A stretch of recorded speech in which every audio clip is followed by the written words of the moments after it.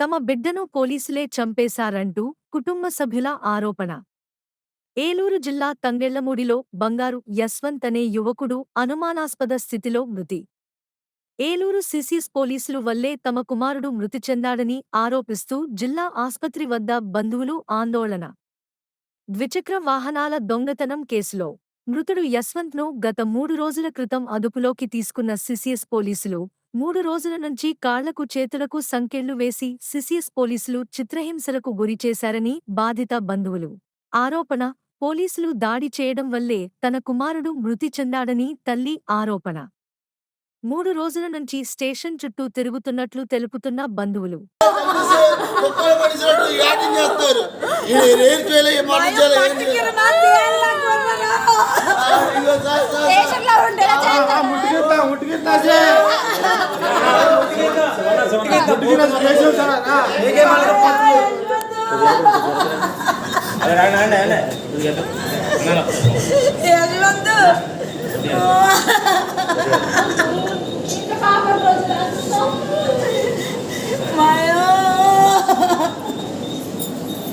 కొట్టు కొట్టు ఎక్కడ పడేసారు నా కొడుకు ఎంత మాట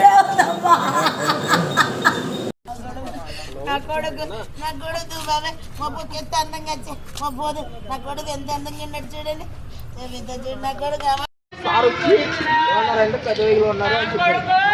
నిన్న మధ్యాహ్నం కోర్టు దగ్గరికి వెళ్ళాలంటే తప్పు చేస్తే చెప్పాలి పిల్లలు ఏమో ఆడి చేస్తారా నా బిడ్డ పడుకున్నట్టే ఉన్నాడా ఎంత తప్పులు కూడా